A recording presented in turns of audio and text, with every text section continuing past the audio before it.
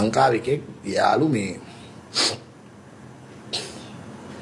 Job එකක් නැතුව ඉඳලා සියම් බලාන්ඩුව පැත්තේ එකෙක් මේ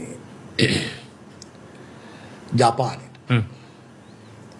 මචං රස්සාන දු හොරෙන්ලු පැන්නේ විසිප් වීසා එකක් ගහගෙන ගිහින් ජපානෙ මෝ ඇවිද හිටියලු සෑහෙන කාලයක් රස්සා නැතුව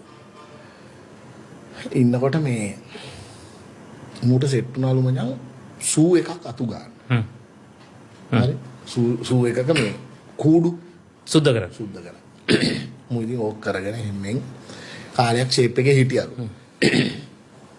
ඉන්නකොට ඒ සූ එකට වැඩියෙන්ම සෙනගාවේ ඉතාම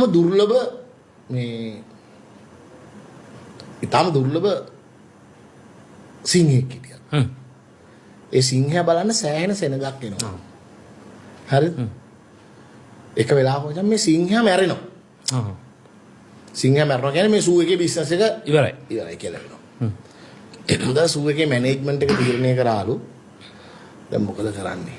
එහෙනම් ඒකේ ඩිරෙක්ටර් කෙනෙක් කෝල් දැන් වෙන කරන්න දෙයක් නැහැ. මේ මැරෙනවා කියන ආරංචිය එළියට කියන්නේ නැතුව සිංහයාගේ හැම අරගෙන අපි හදමු කියලා ඩමිය. නෑ එකෙකුට මිනිහෙකුට අඳුරු.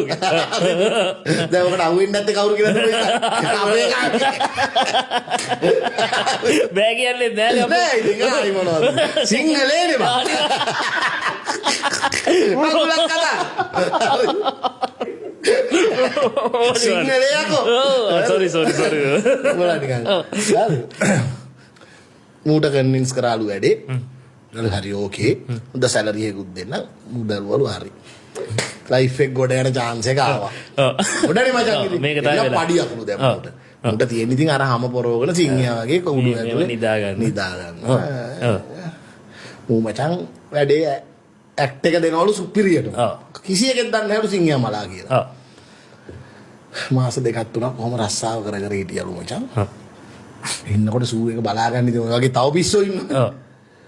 එකෙක් මචං වැරදිලා සිංහයාගේ කූඩුවයි වලහගේ කූඩුවයි එක ළඟලු තියෙනවා.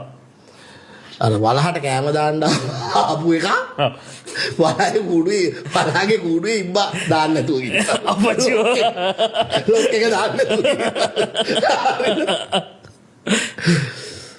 දැන් වලහ එනවලු. කූඩුවට. මුගේ කූඩුවට. මූ හිතාගත්තලු. හරි. කෙලවුණා තමයි. අපරාධේ මං සියම බලාන්ඩුවට වෙනවා. ඉන්නේ නැතුව. සල්ලි හොයන්න ගිහිල්ලා අද ඉතින් හරිනේ බඩුනේ දැන් ඉතින් හරිද බලහට මචං දක් ගාලා ඉවට තේරෙනවා ඉතින් මේ වෙන එකක් කියලා මූ හිතාගත්තලු ඉතින් අම්මා තාත්තා මතක් කරාලු මූ දරුවෝ මතක් කරාලු හිතාගත්තලු ඉවරයි මගේ ලයිෆ් එක ඉවරයි දැන් දැන් බලහ එනවලු මචං ළඟට එනකන් ඉඳලා මූ ඇස් දෙක වහගත්තලු බලහම ළඟට ඇවිල්ලා බය වෙන්න එපා කො මාත් කැකිරාවේ